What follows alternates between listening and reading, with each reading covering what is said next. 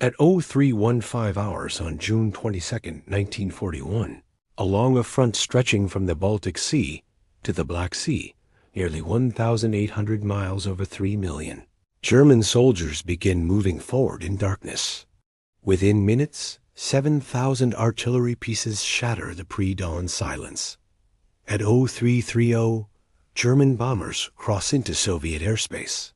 By 0400, in 66 Soviet airfields, German bombs and bullets tear through lines of parked aircraft. The Soviet Air Force, caught completely by surprise, loses 1,200 aircraft destroyed on the ground before most pilots even reach their planes. Within hours, Luftwaffe pilots will report having run out of ammunition, strafing the endless rows of grounded Soviet aircraft. This is Operation Barbarossa, the largest military invasion in human history.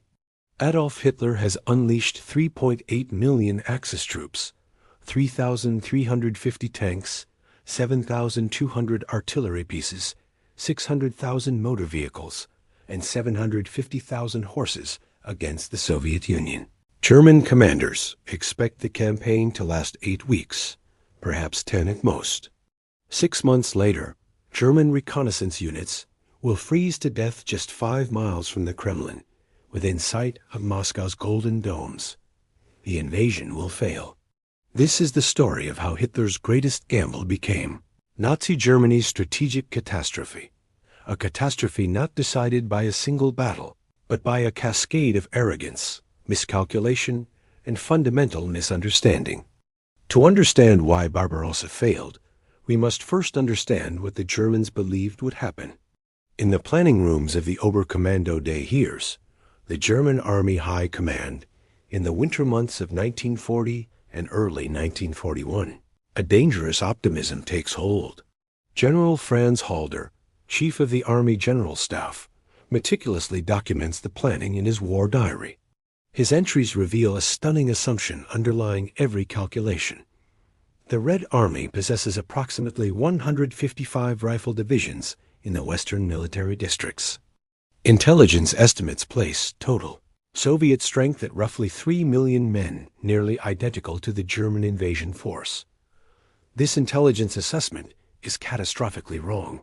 By December 25, 1941, German forces will have captured or killed over 3 million Soviet soldiers, and the Red Army will still be fighting with millions more in the field.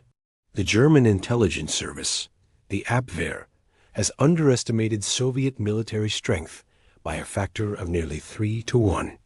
Even more critically, they have completely failed to grasp the Soviet Union's capacity to mobilize reserves. The Soviets can draw upon a population of 196 million people across 11 time zones. They can and will field armies that German planners never imagined existed. But numbers alone do not explain the intelligence failure. German reconnaissance has photographed Soviet tank parks.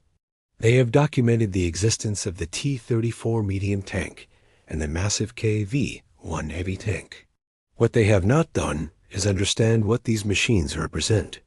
The T-34, entering mass production in 1940, mounts a 76.2 millimeter high-velocity gun and features sloped armor up to 47 millimeters thick at a 60-degree angle, providing effective protection equivalent to 90 millimeters of vertical armor. Its Christie suspension system allows it to traverse terrain that would immobilize German panzers. Its wide tracks measuring 500 millimeters distribute weight that prevents it from sinking into mud and snow. When German tank crews first encounter T-34s in combat in July 1941, their standard Panzer III, mounting a 50 millimeter gun with a barrel length of 42 calibers, fires armor-piercing rounds that simply bounce off the Soviet tank's sloped armor at combat ranges. The T-34's gun, by contrast, can penetrate 61 millimeters of armor at 1,000 meters, enough to destroy any German tank from the front at normal combat distances. German after-action reports from the 4th Panzer Division in July 1941 described T-34s surviving direct hits from multiple German tanks. then systematically destroying the German attackers. One report documents a single T-34 taking 23 direct hits from German anti-tank guns and tanks without being penetrated, then withdrawing from combat under its own power. The KV-1 heavy tank proves even more shocking. Weighing 47 tons and mounting the same 76.2 millimeter gun as the T-34, it features armor up to 110 millimeters thick. Reports from the 6th Panzer Division describe a single KV-1 blocking a crucial road for 24 hours, destroying 12 German tanks and numerous support vehicles before finally being knocked out by concentrated fire from 88 millimeter anti-aircraft guns at point-blank range. German intelligence had known these tanks existed. What they failed to understand was that the Soviets had already produced over 1,200 T-34s and 636 KV-1 South by June 1941, with production accelerating rapidly. This intelligence failure extends beyond tanks to the fundamental structure of Soviet industrial capacity. German planners know that the Soviet Union has relocated factories eastward during the 1930s, building industrial complexes beyond the Ural Mountains. What they do not comprehend is the scale of this effort. In the city of Magnitogorsk alone, Soviet industry operates blast furnaces producing over 8 million tons of steel annually by 1941. In Sverdlovsk, Chelyabinsk, and dozens of other cities east of the Urals, Soviet factories stand ready to produce tanks, aircraft, and artillery far beyond the reach of German bombers. The ideological assumption underlying all German planning appears in Hitler's own words, recorded in numerous conferences. We have only to kick in the door, and the whole rotten structure will come crashing down. This belief that the Soviet Union is politically fragile, that communist society lacks the cohesion to withstand military defeat, that the Soviet people will welcome German armies as liberators from Bolshevism, permeates every level of German planning. It is perhaps the single most catastrophic miscalculation in military history. The Soviets will not collapse. They will not welcome invaders. They will fight with a determination that German planners never anticipated, because they are not fighting for Stalin or for communism. They are fighting for their homeland, for their families, for survival. The opening phase of Barbarossa unfolds with devastating effectiveness. 3 German army groups surge forward. Army Group North, under Field Marshal Wilhelm Ritter von Leib, drives toward Leningrad with 26 divisions. Army Group Center, commanded by Field Marshal Fedor von Bock, and including the most powerful concentration of armor ever assembled, 2 entire panzer groups totaling 9 panzer divisions smashes toward Minsk and ultimately Moscow. Army Group South, under Field Marshal Gerd von Rundstedt, advances into Ukraine toward Kiev and the oil-rich Caucasus. The encirclement tactic, the Kesselschlacht or Cauldron Battle, works with brutal efficiency. By June 28th, just 6 days into the invasion, Army Group Center's pincers close around 300,000 Soviet soldiers near Minsk. The pocket is 130 miles behind the front line. Most of these soldiers never had time to retreat. Within 2 weeks, 324,000 Soviet soldiers are captured, 3,332 tanks destroyed or captured, 1,809 artillery pieces seized. But even in this moment of triumph, the first warnings appear. German General Gunther Blumentritt, Chief of Staff of the Fourth Army, writes in his diary, "The behavior of the Russian troops in battle was an unpleasant surprise. Our troops had been prepared for the war in the West, where we had encountered relatively humane combat. The Russians fought with a tenacity and ferocity we had not anticipated. Time and again, Russian units continued to fight even when completely surrounded. At Brest Fortress, a small garrison that should have fallen within hours holds out for over a week. The fortress, situated directly on the invasion route, contains approximately 8,000 Soviet soldiers from various units caught by surprise. German forces, including elements of the elite 45th Infantry Division, attack with overwhelming firepower. The Soviets have no hope of relief, no possibility of escape. By any conventional military logic, they should surrender immediately.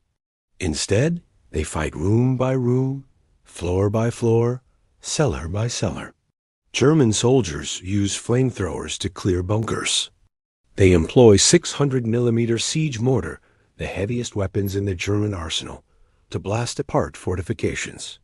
Soviet defenders write final messages on fortress walls. "I'm dying, but I won't surrender. Farewell, motherland." The fortress does not fully fall until July 29th, more than a month after the invasion began. This pattern repeats across the vast front.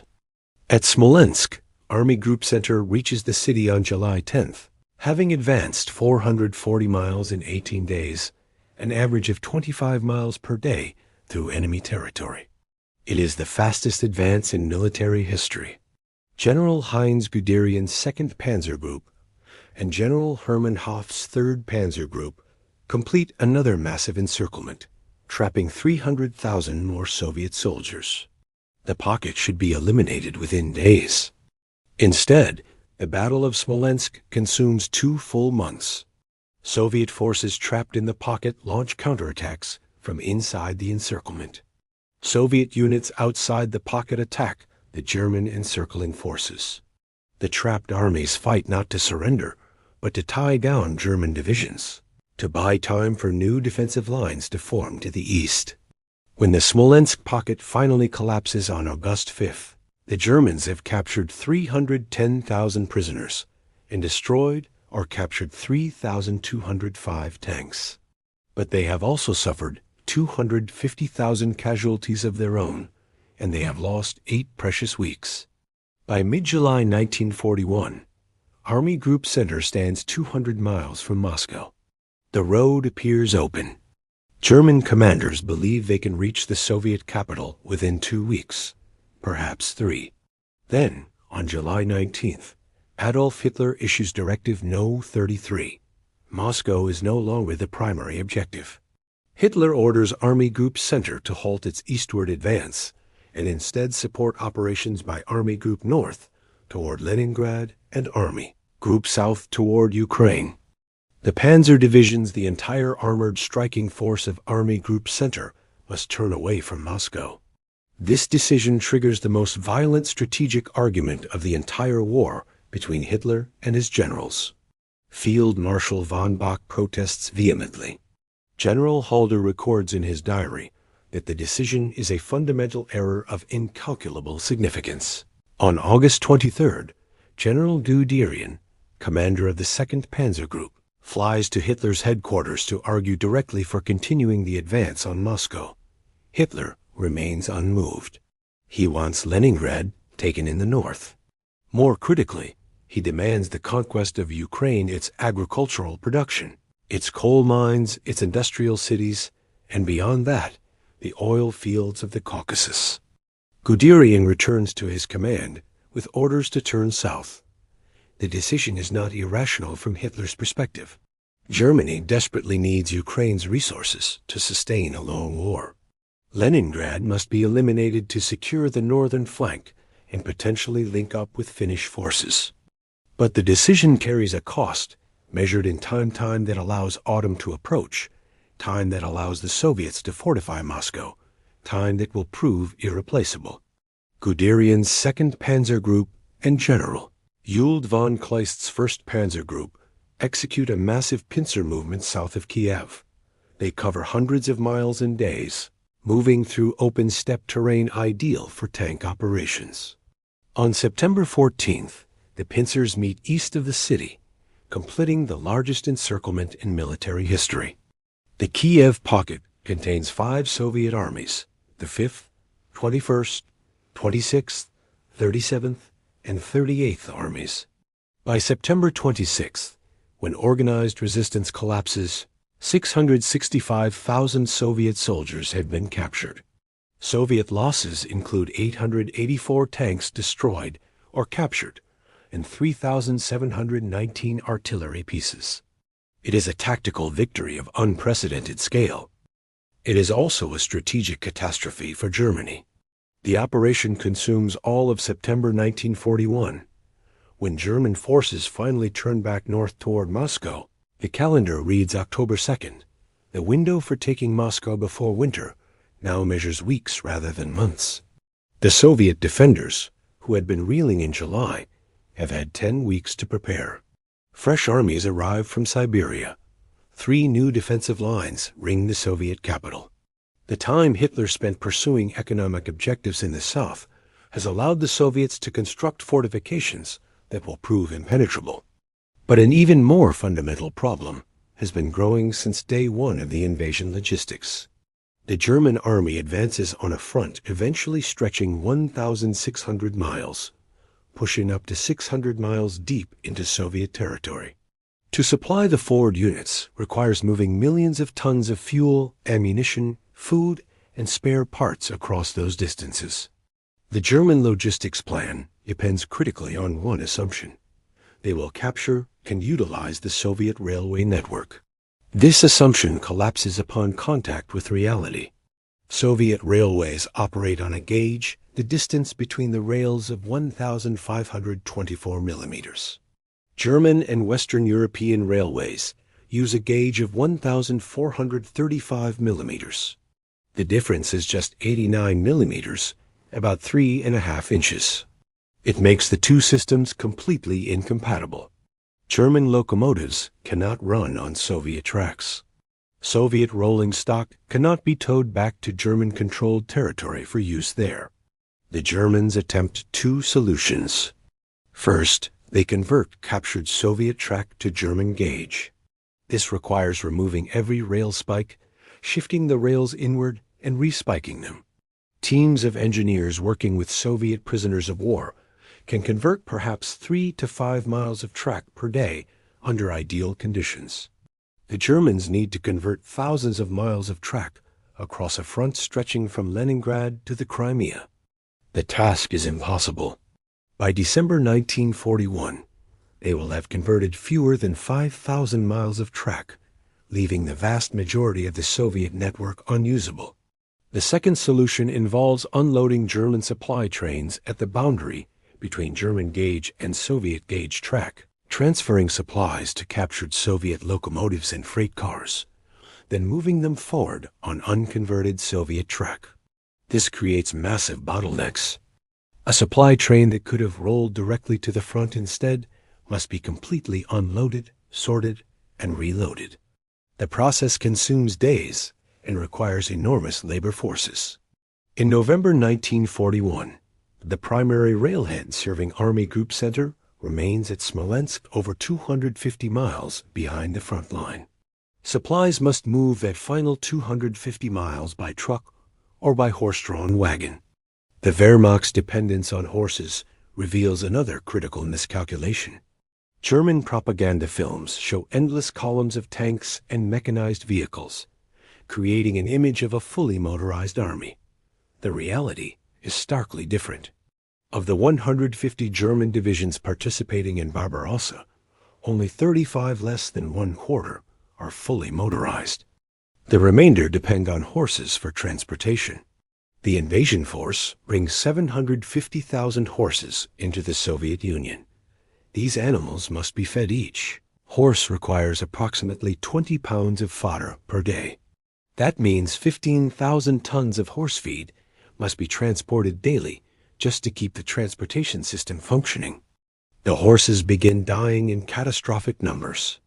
In the first 2 months of the Russian winter, December 1941 and January 1942, the Wehrmacht loses 179,000 horses on the Eastern Front. They die from exhaustion, from cold, from starvation when fodder cannot reach forward units, from Soviet artillery fire. Horses, unlike trucks, cannot be quickly replaced. A tank crew can transfer to a new tank and be combat ready within hours. Replacing 179,000 horses requires years of breeding and training. As the horses die, the German supply system collapses. Divisions receive a fraction of their required ammunition. Medical supplies run out. Fuel deliveries drop to a trickle. The German army enters the Soviet Union with 3,350 tanks. By December 1, 1941, maintenance records indicate that only 745 tanks remain operational, a loss rate of 78%. Many tanks are not destroyed in combat, but break down from mechanical stress. The T-34, designed for Soviet conditions with wide tracks and a powerful engine, can operate in conditions that leave German panzers immobilized. German tank recovery and repair units cannot keep pace with losses. Tanks that could be repaired with proper facilities and spare parts are instead abandoned when advancing units cannot wait for repairs. On October 2, 1941, Army Group Center launches Operation Typhoon, the final assault on Moscow. The Germans mass 78 divisions, including 14 panzer divisions and 8 motorized divisions, over 1 million men, 1,700 tanks, 19,500 artillery pieces, and 950 aircraft. Facing them are 6 Soviet armies in various states of readiness. The correlation of forces favors Germany by significant margins. Nearly 2-to-1 in manpower, 3-to-1 in tanks, 4-to-1 in aircraft. The initial results mirror earlier successes. By October 7th, German pincers complete 2 massive encirclements near Vyazma and Bryansk, trapping 673,000 Soviet soldiers. German commanders believe Moscow's fall is imminent. Reconnaissance aircraft photograph the Kremlin. Forward units receive orders to prepare for a victory parade through Red Square. The Soviet government evacuates much of its apparatus to Kubyshev, 550 miles east. Foreign embassies follow. Moscow appears on the verge of capture. Then, on October 7th, the first snow falls. It melts within days, soaking into the ground. The temperature hovers just above freezing. What follows is Rasputitsa, the season of mud. October and November in Russia bring alternating freeze-thaw cycles. Snow falls, then melts. Rain pours, then stops. The ground, lacking time to freeze solid, becomes a bottomless morass. German war diaries describe roads disappearing entirely, dissolving into rivers of mud 2 feet deep. Tanks bog down and cannot be extracted. Trucks attempting to tow stuck vehicles themselves become mired. Horses sink to their bellies and must be shot. Infantry march through sucking mud that pulls boots off feet. A unit that could move 30 miles per day on paved roads now struggles to advance 3 miles in a day. Supply columns scheduled to reach the front in 2 days take 2 weeks. Ammunition expenditure exceeds resupply by factors of 3 or 4-to-1. Artillery battalions ration shells, firing only at targets of absolute necessity. The advance continues, but at horrific cost. By mid-November, the leading elements of Army Group Center have pushed to within 20 miles of Moscow's outskirts. On December 2nd, a reconnaissance battalion of the 258th Infantry Division reaches the suburb of Khimki, just 5 miles from the Kremlin. German officers use field glasses to observe the gold domes of the city center. They can see smoke rising from chimneys. They are closer to Moscow than some of its suburbs. This represents the high water mark of the German advance, 5 miles from their objective. They will never get closer. The temperatures, having hovered near freezing through November, now plummet. On November 13th, temperatures fall to -8 degrees Celsius. By November 20th, -20 degrees. By early December, temperatures reach -35 to -40 degrees Celsius, far below anything German troops have experienced or prepared for. The Wehrmacht has not equipped its soldiers for winter warfare. The High Command, confident the campaign would end by October, made no provision for winter clothing. Soldiers wear the same uniforms issued for the invasion in June. They have no winter coats, no insulated boots, no thermal underwear. Attempts to ship winter clothing from Germany in November fail when supply trains carrying ammunition and fuel must be prioritized. Individual units receive perhaps 10% of needed winter gear. The cold kills with brutal efficiency. Soldiers wake to find their feet black with frostbite. Frostbite casualties exceed combat casualties in many units. By late November, more German soldiers are hospitalized for cold injuries than for battle wounds. The cold destroys machinery as effectively as it destroys men. Tanks will not start because the cold has congealed oil and fuel. Even when engines are kept running continuously, the extreme cold freezes coolant, cracks engine blocks, and makes metal brittle. Rifles freeze and cease functioning. Machine guns freeze mid-burst. Soldiers must urinate on weapon mechanisms to thaw them for combat. The German army prepares for a final push. Every available unit is committed. Artillery fires remaining ammunition in preparatory barrages. Panzer divisions, reduced to handfuls of operational tanks, attack alongside infantry. The assault gains yards, sometimes hundreds of yards. It cannot achieve breakthrough. The Soviets have committed their last reserves. 60 divisions transferred from the Far East after intelligence confirms Japan will not attack. These are not conscripts pulled from farms and factories. They are professional soldiers trained for winter operations. They wear quilted jackets, felt boots, and fur hats. Their weapons are winterized. They can fight in conditions that reduce German units to helplessness. On December 5, 1941, with German units frozen in place before Moscow, Soviet General Georgy Zhukov launches a massive counteroffensive. 3 Soviet fronts, the Western Front, Kalinin Front, and Southwestern Front, totaling 1.1 million men, 7,652 guns and mortar, and 774 tanks, attacked the exhausted German Army Group Center along a 600-mile front. The assault achieves complete surprise. German intelligence, which has so comprehensively underestimated Soviet capabilities for 6 months, has once again failed. The Germans do not know these Siberian divisions exist. They do not know the Soviets have accumulated offensive reserves. They expect the Red Army to collapse any day. Instead, fresh Soviet armies attack from multiple directions simultaneously. German units, immobilized by cold and exhaustion, cannot maneuver. Tanks that might have formed mobile defensive reserves sit immobilized with frozen engines. Supply shortages mean artillery has insufficient ammunition for defensive fires. Many infantry divisions have suffered 50% casualties from combat and cold combined. When Soviet attacks penetrate German lines, the Germans lack reserves to seal the breaches. Entire divisions face encirclement. The German army, having spent 6 months encircling Soviet forces, now faces the prospect of being encircled itself. Hitler issues stand-fast orders. Units are forbidden to retreat. The order saves the army from complete disintegration, retreating through deep snow in -40-degree cold would have resulted in catastrophic losses. But the order also locks German forces into positions they cannot adequately supply or defend. Through December and into January, the Soviets drive the Germans back 60 to 150 miles along different sectors of the front. The Soviet offensive finally exhausts itself in early January 1942, not because the Germans have stabilized a line, but because Soviet units have outrun their own supply lines.